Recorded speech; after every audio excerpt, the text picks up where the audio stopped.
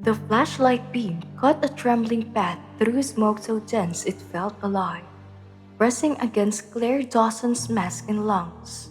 She had been on the job for barely 6 months, and nothing in training prepared her for a barn fire at midnight, walls glowing like molten steel.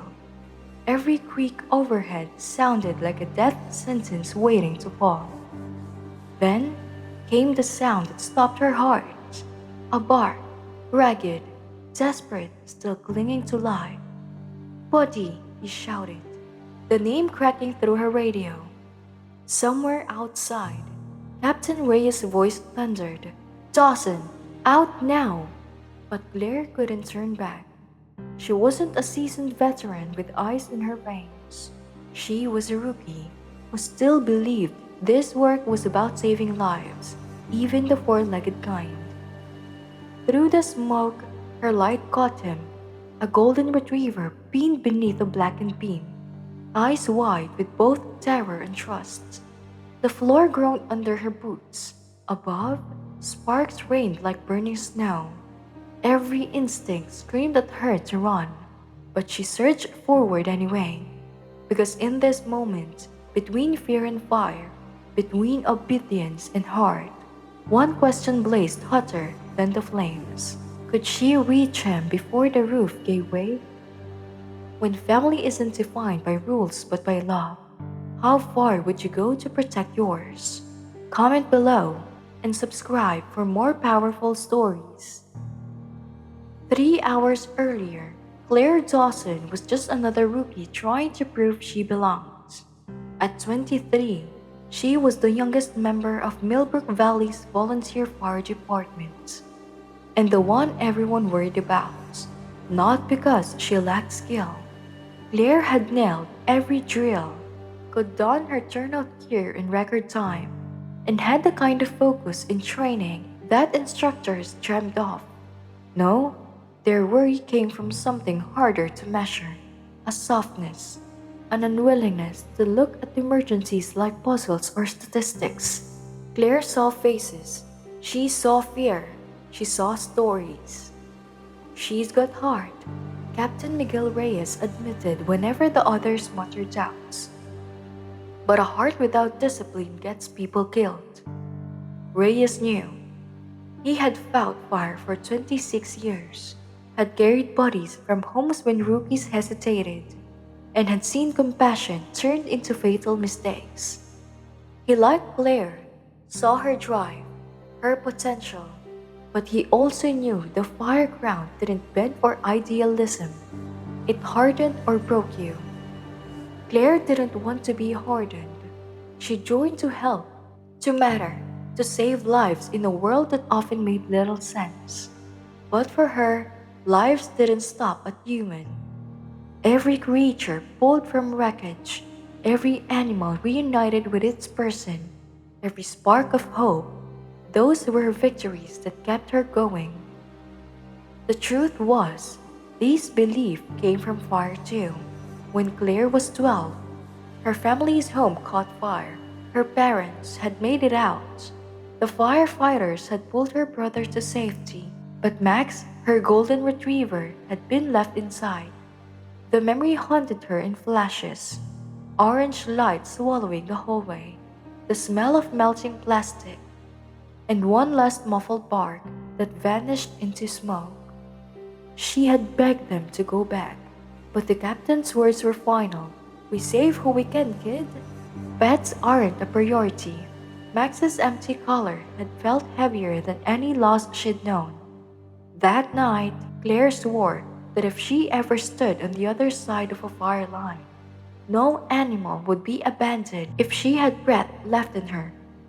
It was why she'd moved to Millbrook Valley, a small town where volunteer firefighters doubled as community lifelines. And it was why she'd noticed Maggie Rodriguez almost immediately. Maggie had worked her 100 acres longer than Claire had been alive. Tough, weathered, sharp-tongued, she seemed made for the same iron as the fences that lined her pastures. But her heart belonged to Buddy, a border collie mix she'd rescued half-starved in a winter morning. With Maggie's scare, Buddy had transformed into her shadow, her herder, her guardian. He was more than a pet. He was her partner, her anchor against the silence of the ranch. Dogs get more sense than most people I know. Maggie liked to brag, and in Millbrook everyone agreed. Claire had befriended Maggie 6 months ago, visiting on off days, helping with odd chores, and letting Buddy curl against her boots. Their bond was unexpected. The rookie firefighter with too much heart and the rancher who lived by grit. But it made sense. They both knew what it was to fight for something fragile. Ethan Walsh, Claire's childhood friend and fellow firefighter, noticed it too. He'd known her since they were 10, had watched her change headlong into every cause like a storm. He admired her stubborn hope, but he also feared it. "You can't save everyone, Claire," he reminded her after one long night shift, when she stayed behind to check on an injured stray they pulled from a ditch. "And you definitely can save every animal in the country." Claire only smiled, that infuriating smile that said she'd already made her choice. Ethan had shaken his head, half in admiration, half in dread, because he knew one day his heart would push her farther than training allowed, and when it did, the fire wouldn't care that she meant well. Tonight, he's about to find out. The call came at 11:47 p.m., splicing through the quiet with a burst of static and urgency that froze every muscle in Claire Dawson's body. "Structure fire, 211 County Road 18. Fully involved barn. Livestock in danger. Multiple units requested immediately." Her stomach dropped like a stone. She didn't need the address repeated. 211 County Road 18 belonged to Maggie Rodriguez. The cab of Engine 3 jolted as they sped down the rural road, tires chewing gravel and asphalt. Claire sat rigid, her helmet cradled in her lap, staring out the window at the glow swelling on the horizon. It grew brighter with every mile, pulsing against the night sky like a heartbeat. Each flicker painted her reflection in the glass with ghostly orange. Behind her, Captain Miguel Reyes's voice carried a steady authority as he rattled off assignments. He sounded calm, almost detached, like someone who had fought too many fires to let emotion creep in. "Walsh, water supply. Patterson, ventilation. Dawson, you're with me on containment. Nobody goes inside that structure. Barns go up fast and come down faster. Our job is to keep it from spreading to the house and other buildings. Clear?" "Yes, Captain." Voices echoed in unison. Claire's own yes came automatically, but her mind wasn't on containment. It was with Maggie, with Buddy, with the memory of Max, her childhood dog, lost to the fire because firefighters had drawn a hard line. Pets weren't a priority. Rules were rules. She gripped her helmet tighter until her knuckles whitened. The drive took 12 minutes, but it stretched into something endless. By the time they pulled into Maggie's gravel driveway, Claire already knew what she would see, and yet the sight still stole her breath. The barn was an inferno.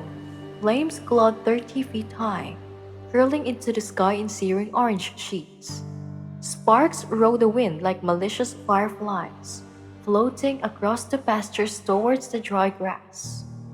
The air itself shimmered, warped by the heat so intense it pressed against their skin even from 100 yards away. The sound was worse. Fire didn't just crackle, it roared, devoured, screamed like a beast in chains. Wood groaned and snapped, beams collapsing inside with a dull crash of thunder. It was the kind of fire that told you, without words, "I will not be eaten." But amid the chaos, another sound cut through. A bark, high-pitched, desperate. Claire's heart stuttered. Her eyes swept the scene and found Maggie near the paramedic truck. Her face was streaked with soot and tears. her hands trembling as she wrung them together. The second Claire stepped off the engine, Maggie lurched forward, desperation etched into every line of her body. "Where's Buddy?" Claire shouted, already fearing the answer. Maggie's voice cracked like dry wood. "He ran back in. I got the sheep out. Thought he was behind me, but he went back. Maybe to find the others? Maybe God, I don't know. But he's in there, Claire. He's still in there." The world tilted. For a second, Claire couldn't breathe. She stared at the burning barn, at the orange light swelling against the night, at the roof sagging under its own weight. The protocol was clear. The rule was carved in stone. No firefighter entered a fully involved structure for an animal. Not ever. Not even for Buddy. "Please." Maggie grabbed her arm, nails biting through the turnout sleeve, voice breaking with a rawness that could shred steel. "Please, he's all I have. He's my family. He's everything." Captain Reyes appeared at Claire's shoulder, his presence solid, immovable. His voice was calm but final. "I'm sorry, Maggie, I am. But that building's gone. We can't risk human life for..." "For what?" Claire snapped, surprising herself with the sharp edge in her tone. "For a family member? Because that's what he is. That's what Buddy is to her." Reyes's eyes softened, but his words didn't bend. "Dawson, host line now." The command hit like a hammer. Claire turned away, throat thick, vision blurring as she forced her hands to unroll the hose with mechanical precision. Every movement felt wrong, every second stretched. And then the bark came again, fainter now, ragged, but still fighting. Claire froze. It wasn't just Buddy's bark she heard, it was Max's. The fire became that night 12 years ago, her home ablaze, the bitter stench of burning insulation, the orange glow searing her eyes. She was 12 again, standing helpless as men in turnout gear told her they had done all they could, that Max couldn't be saved. She had begged them, screamed at them, but Rose had mattered more than love, and Max had died alone. The hose slipped from her hands, hitting the gravel with a muted thud. "Claire?" Ethan Walsh's voice broke through the roar. He had seen the shift in her eyes before anyone else. The dangerous glint of decision. He knew that look. He had seen it since they were kids. The moment she decided something mattered enough that nothing else did. He moved quickly, stepping in front of her, reaching out. "Claire, don't. Think about what you're doing." She shook her head, trembling. "I can't let it happen again, Ethan, not again." He caught her arm, gripping hard. "If you go in there, you could die. Do you understand that? You'll burn before you even reach him. Maggie doesn't need 2 funerals tonight." For a second, his grip and his words anchored her. For a second, she almost stayed. Then, another beam inside the barn collapsed with a deafening crash, sending up a fountain of sparks. Buddy's bark followed. Then, strangled, almost swallowed by the fire. The sound broke something inside her. Claire ripped her arms free. Her voice was raw, choked with conviction. "Then, I'll die trying." "Claire!" Ethan shouted, lunging to stop her, but she was already moving, roots pounding across gravel towards the doorway of flame. Rhea saw it too late. Maggie gasped, hands covering her mouth. The barn groaned like a dying creature, timbers twisting as fire chewed its bones. And Claire Dawson, rookie firefighter, too much heart, too little fear, ran straight into the fire. Time fractures into shards the instant Claire's boot hit the barn floor. Heat punches her chest like a hammer, searing through her gear. The smoke is so thick it feels alive, flowing into her throat, swallowing her flashlight beam whole. She can see. She doesn't need to. Buddy's bark slices through the roar, faint but desperate. pulling her forward like a lifeline. Behind her, voices stir at the edges of the inferno. Reyes is screaming her name, Ethan shouting, Maggie is sobbing. Their warnings blur into static. Rules don't matter now. 12 years of regret are steering her feet, dragging her deeper. The barn is unrecognizable. Claire has sat on these hay bales, patched these walls, laughed here while Buddy prowled the aisles. Tonight, it's a labyrinth of fire. Flames devour rafters like teeth chewing bone, and every step feels like trespassing inside a dying giant. Then she sees him. Buddy is pinned beneath a falling beam, hindquarters strapped. His eyes catch her light, wide, terrified, but shining with absolute trust. When he sees her, he tries to wag his tail, a broken little thumb against the burning floorboards. Claire drops to her knees. I've got you, boy, I swear. The beam is massive, slick with ash, hot enough to sear her gloves. She heaves once, twice, every tendon screaming. The beam barely shifts.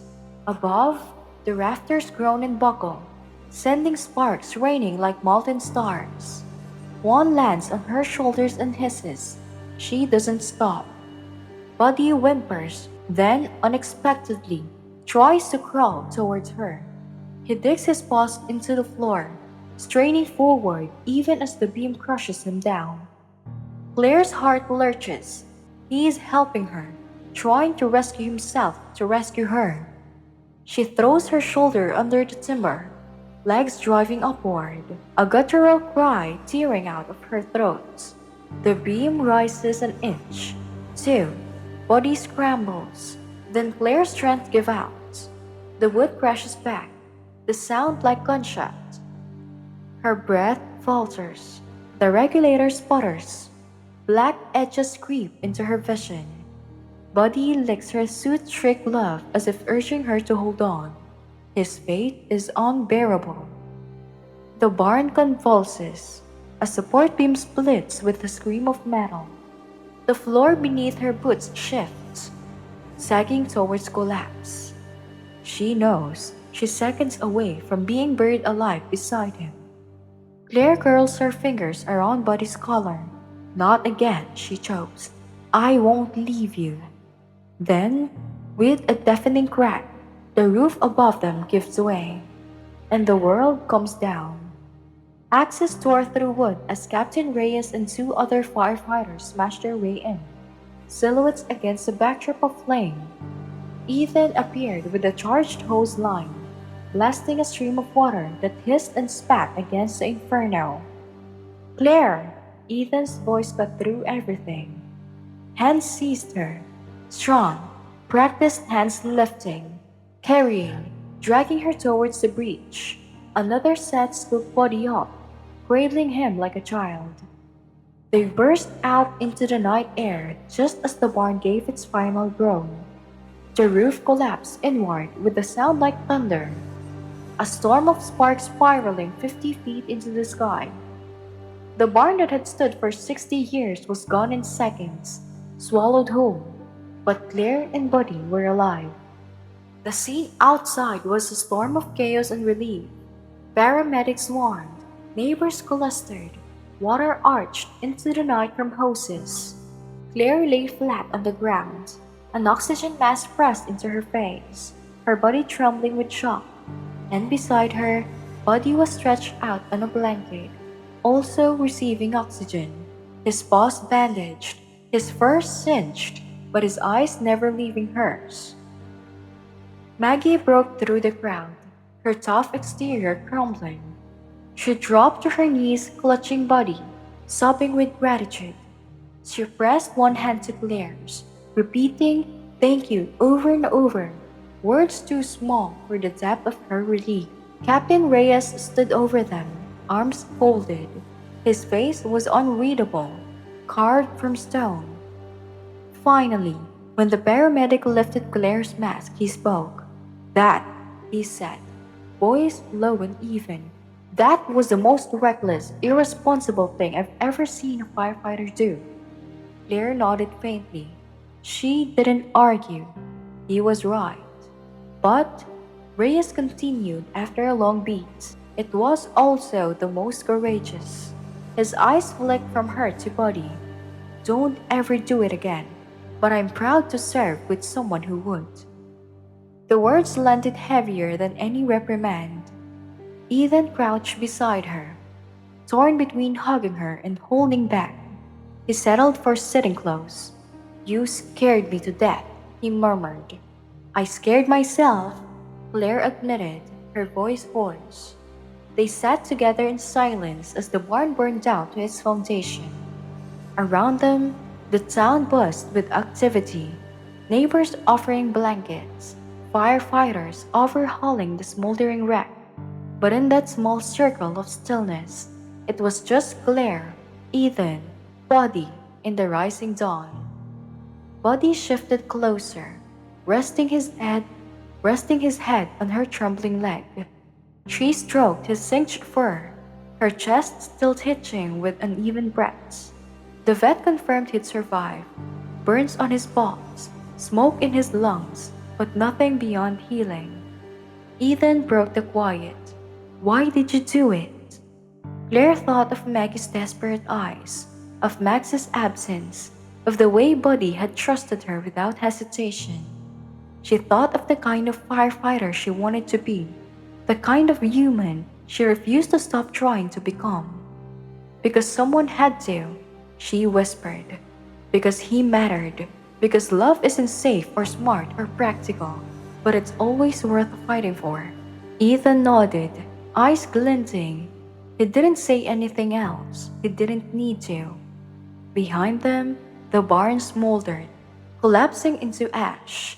But in front of them, in the bond between a rookie firefighter, a family, and a dog who refused to give up, something unburnable had survived.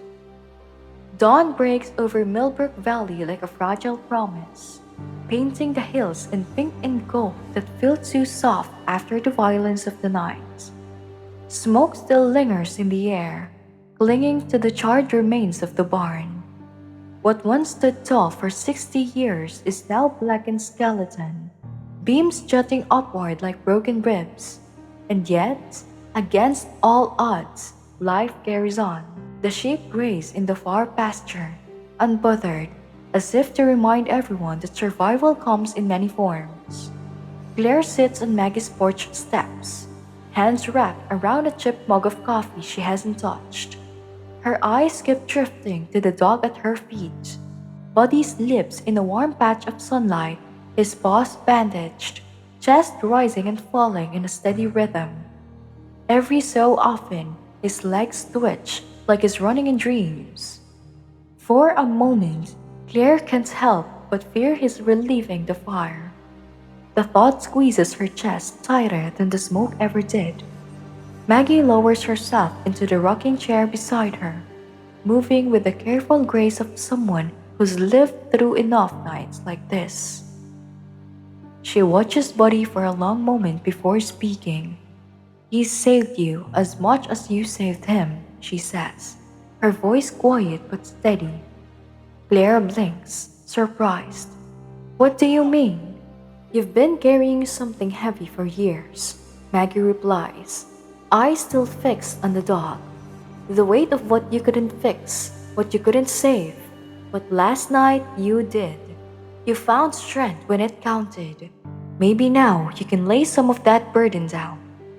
The words land deeper than Claire expects, stirring something raw in her chest. She doesn't answer, not because she disagrees, but because silence feels truer.